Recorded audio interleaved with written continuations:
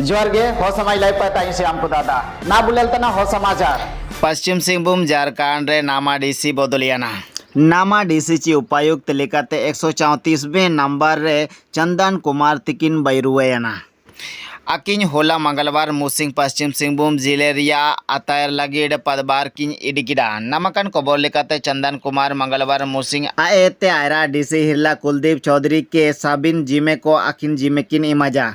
चंदन कुमार नेते आयरते रामगढ़ जिले रे डीसीरिया पदबार किन तैकिन ना झारखंड रे सबिकोते मारंग उतेर जिले पश्चिम सिंहभूम रे अकिन अतायरे विकास को सेसेना नमकन खबर लेकाते हिरला चंदन कुमार तिकिन 2016 बैच रेन भारतीय प्रशासनिक सेवा अधिकारी तनकिन आर जिला डीसी ऑफिस रे 134वें नंबर रे जिला दंडाधिकारी लोते उपायुक्त पदरिया पदकिन इडिकिडा पश्चिमी सिंहभूम झारखंड की सबसे बड़े और सबसे महत्वपूर्ण जिलों में से है और मेरे लिए खुशकिस्मती की बात है कि मैं जब लास्ट जॉब में था आईएएस मैनेजर से पहले तो मैं यहीं पे पोस्टेड था और लंबे समय यहाँ नवामुंडी में टाटा स्टील में मैनेजर के पोस्टेड था। यहीं से मैंने जॉब में रिजाइन करके फिर आईएएस की तैयारी करते हुए फिर आईएएस में आया। तो मेरे लिए फिर वापस जिला लौटने की तरह महसूस हो रहा है और मैं समझूंगा कि पहले कुछ समय मैं इसमें लगाऊंगा यह समझने में कि इस आदिवासी बहुल जिले की क्या मूलभूत समस्याएं हैं और पूर्व में जो प्रोजेक्ट स्टार्ट किए गए हैं वो क्या सक्सेसफुल रहे हैं और उसमें किस तरह से विकास हो रहे हैं, किस तरह से बदलाव आ रहे हैं। इसमें आप लोगों का भी,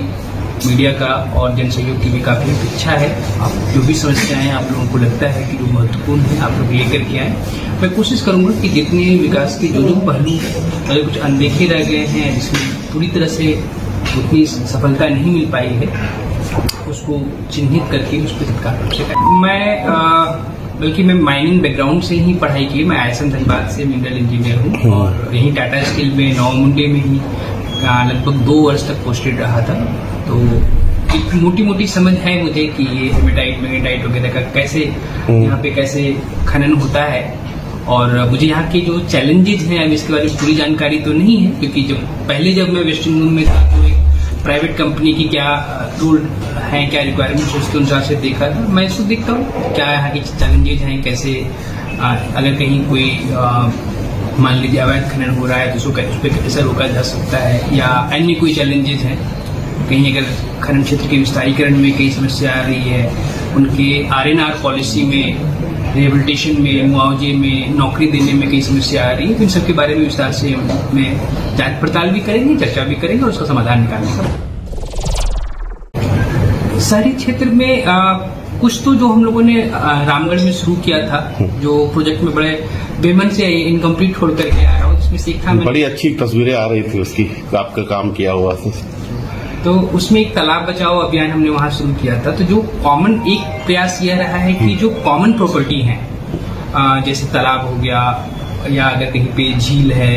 या कोई चौक चौराहा है या सरना स्थल है, इस तरह के जो कॉमन प्रॉपर्टी रह रहे हैं उनके हम लोग चिन्हित करके उसका जियो टैगिंग भी करते हैं, उसका जीआईएस सर्वे करवा करके उसकी प्रॉपर गूगल मैपिंग बनवा करके जो कि लोग गूगल अर्थ पे भी देख सकें कि कहाँ से कहाँ तक कौन सा प्लॉट सरकारी है या सार्वजनिक रूप से, और उसका कोई तरह से अधिग्रहण ना हो पाए, पहला ये सुनिश्चित करना, और उसको फिर कैसे ब्यूटिफिकेशन कर सकते हैं, जो प्राचीनतम कोई चीज है उसको आज के धर्रे पे कैसे ला सकते हैं, इन सब चीजों पे फोकस पहले भी रहा है और मैं प्रयास करूंगा। चाहे भाषा अपने आप में बहुत खुद भी काफी हो सकता है, इसके बारे में भी आपको